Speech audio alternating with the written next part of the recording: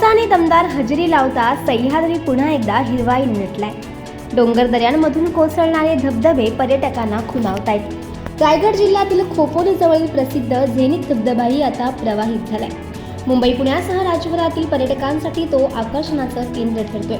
मात्र या धबधब्याचा इतिहास जितका सुंदर आहे तितकाच काहीसा दुःखदही आहे। पाहूया आमचा हा स्पेशल रिपोर्ट।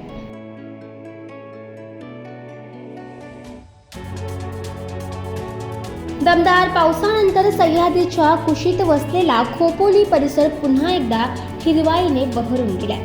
डोंगरावरून फेसाळत कोसळणारा झेनिथ धबधबा पर्यटकांचं लक्ष वेधून घेतोय।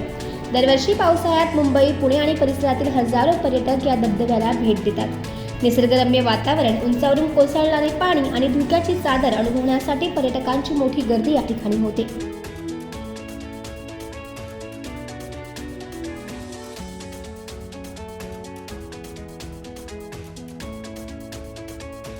मात्र गेल्या काही वर्षात या धबधब्यावर अनेक दुर्दैवी घटना घडत आहेत। पाण्याच्या प्रवाहाचा अंदाज न आल्यानं आणि निष्काळजीपणामुळे 10 ते 12 पर्यटकांना आपला जीव गमवावा लागलाय।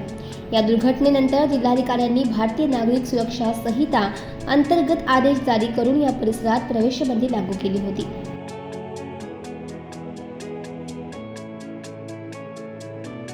यंदा मात्र अद्याप अशा प्रकारची बंदी लागू करण्यात आली नसल्याने पर्यटकांमध्ये आनंदाचं वातावरण आहे। त्यामुळे सुट्टीच्या दिवशी मोठ्या संख्येने पर्यटक झेनिथ धबधब्याकडे आकर्षित होत आहेत। महिन्याभराच्या प्रतीक्षेनंतर आता मान्सूनला सुरुवात झालेली आहे। गेले 2 दिवस रायगड जिल्ह्यामध्ये मुसळधार पाऊस होताना दिसतोय।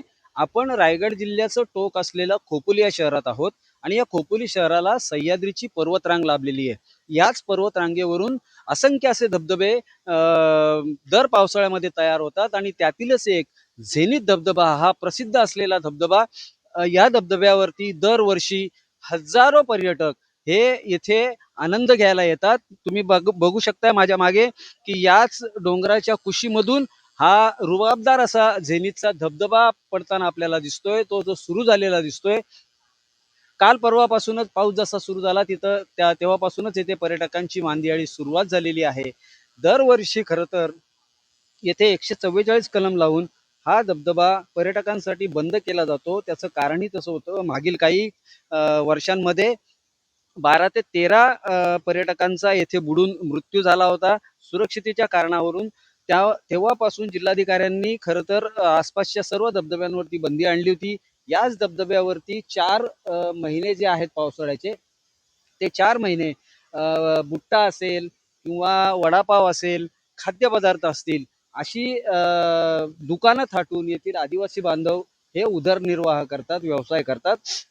यावर्षीही त्यांची दुकानं थाटलेली आपल्याला इथं दिसत आहेत आणि एकंदरीत या धबधब्याचाच इतिहास असा आहे की पाऊस खोपोलीमध्ये पडला तरी या धबधब्याचं पाणी वाढत नाही, परंतु वरच्या बाजूला म्हणजे डोंगराच्या वरती 2 ते 3 क्रिकेटची मैदानं बसतील एवढं मोठं पठार आहे।